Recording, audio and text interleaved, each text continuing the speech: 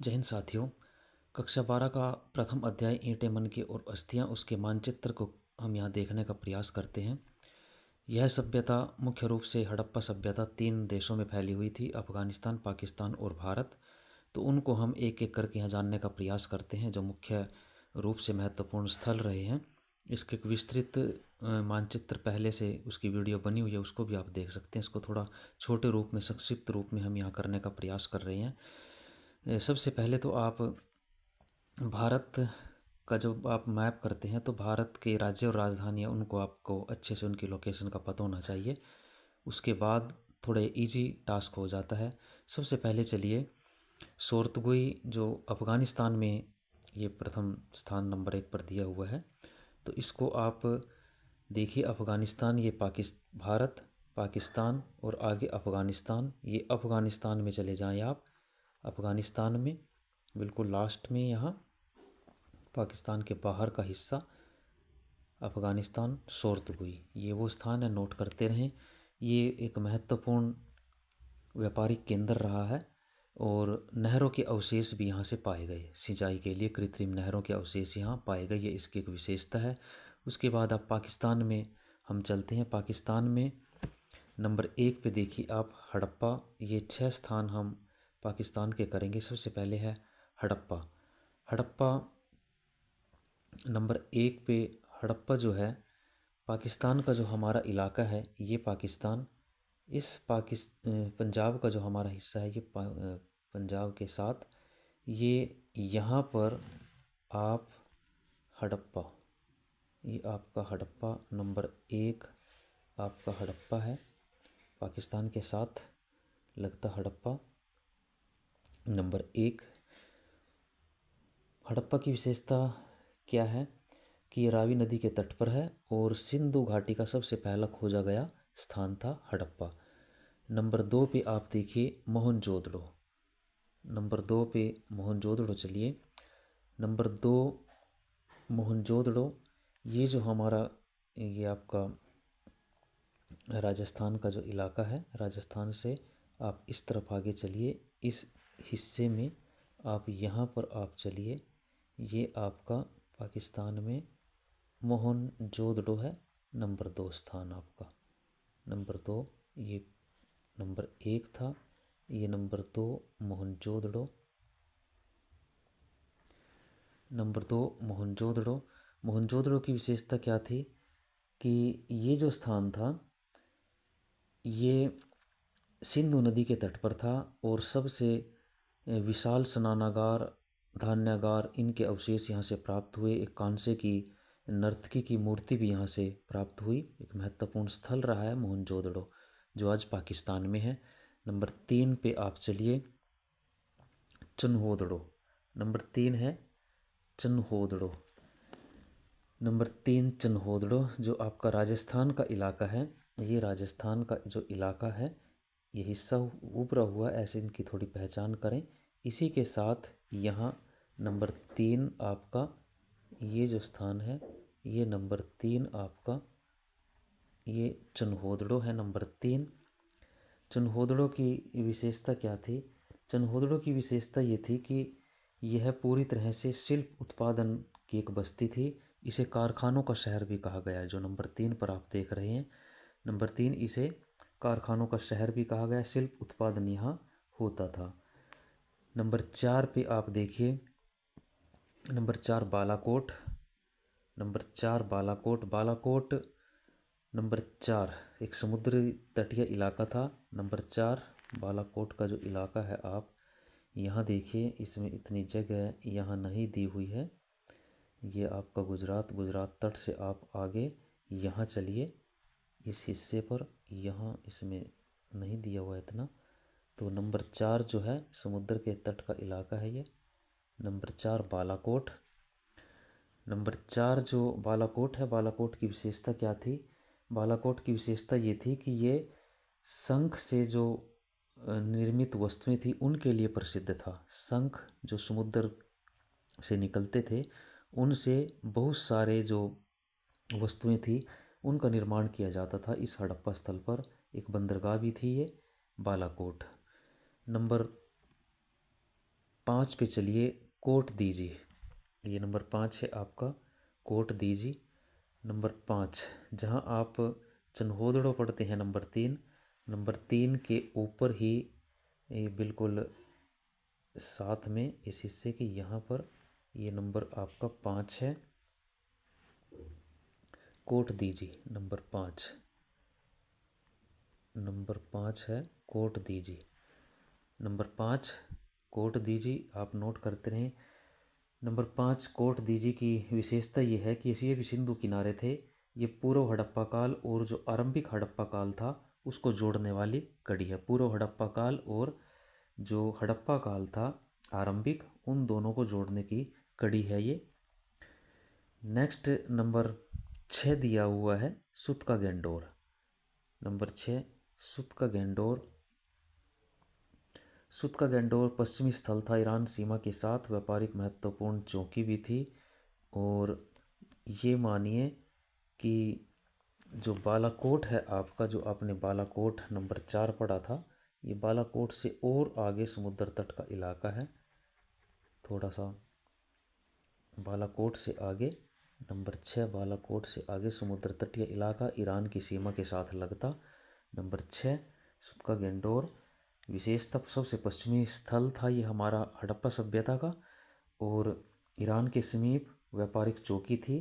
फारस की खाड़ी मेसोपोटामिया से व्यापार का एक केंद्र रहा है मुख्य, और बंदरगाह भी थी। तो ये 6 स्थान थे हमने वो पाकिस्तान के किए। अब भारत की तरफ आप देखिए, भारत के महत्वपूर्ण मुख्य स्थल जो हैं उनमें लगभग 9 स्थान दिए हुए हैं। सबसे पहले हरियाणा में 2 स्थान दिए हुए हैं, हरियाणा के बनावली और राखीगढ़ी। नंबर 1 आप हरियाणा में देखिए, ये हरियाणा है। हरियाणा में नंबर 1 जो है, ये जो स्थान है इस हिस्से का, ये नंबर 1 हरियाणा में ये बनावली, नंबर 1 बनावली है।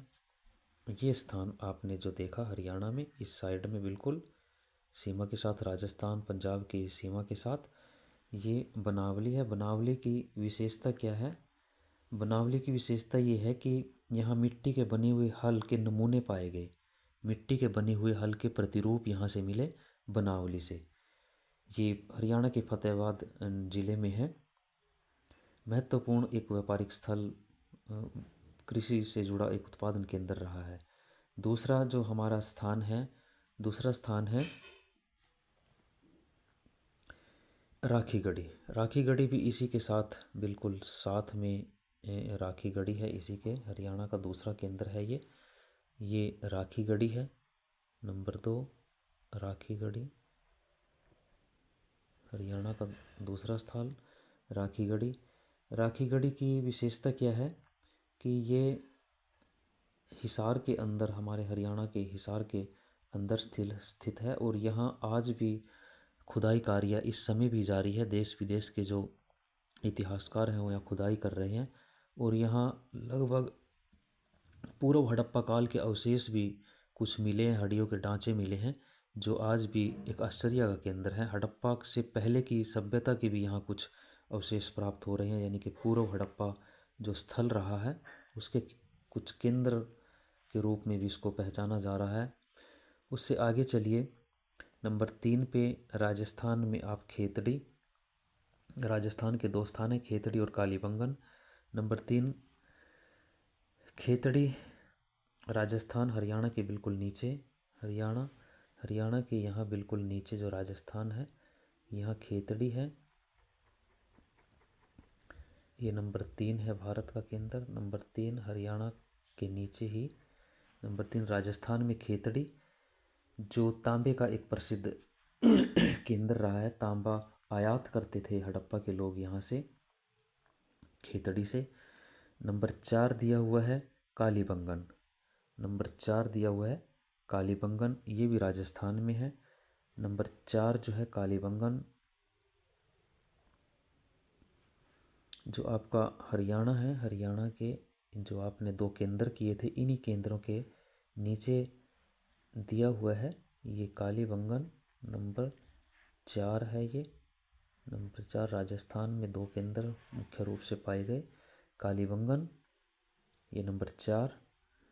तो इसकी विशेषता क्या है? नंबर 4 जो कालीबंगन आपने पढ़ा, यहाँ जुते हुए खेत के प्रमाण पाए गए हैं। जुते हुए खेत के प्रमाण जो कालीबंगन है राजस्थान का, वहाँ से पाए गए हैं। नंबर 4 पे जो आपने नंबर 4 पे आपने अभी पढ़ा। नेक्स्ट नंबर 5 देखिए आप, गुजरात में चलते हैं। लोथल गुजरात एक महत्वपूर्ण बंदरगाह है, डाक यार्ड है ये, लोथल गुजरात। नंबर 5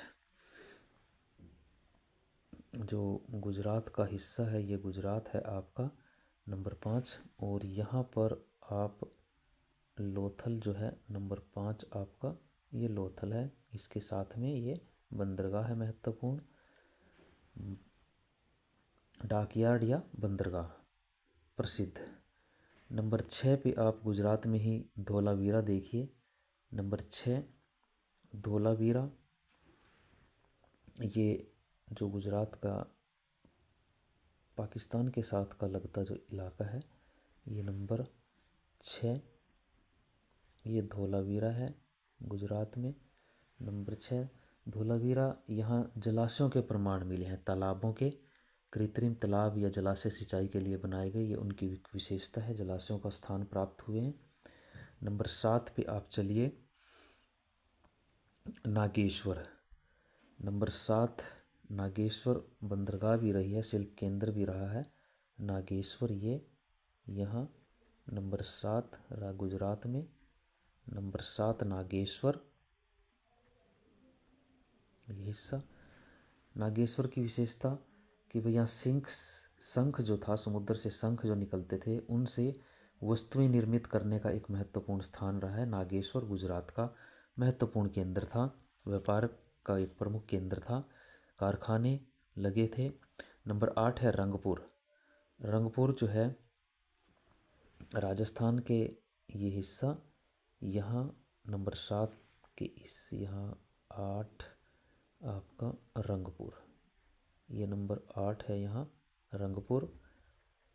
रंगपुर की विशेषता क्या है कि यहाँ धान की खेती की जाती थी रंगपुर में, और चावल की भूसी के प्रमाण मिले। चावल और धान की खेती के प्रमाण अवशेष यहाँ से प्राप्त हुए हैं रंगपुर गुजरात से। तो ये 8 हो गए। अब नंबर 9 पे जो बचा हुआ है मांडा जम्मू कश्मीर, ये हमारा उत्तर का सबसे उत्तरी एक केंद्र था इस सभ्यता का। मांडा सबसे ऊपरी केंद्र जो था जम्मू कश्मीर, ये जम्मू कश्मीर में, जम्मू कश्मीर का ये जो हिस्सा है यहाँ अखनूर ज़िला जम्मू का, इस अखनूर ज़िले में जो है ये मांडा नंबर 9 पे ये आपका मांडा है जम्मू कश्मीर में। तो ये महत्वपूर्ण केंद्र हमने करने का यहाँ प्रयास किया। तो अगर कोई विस्तृत चाहता है इस मैप को, तो वो दूसरा मैप भी आप देख सकते हैं। Thank you.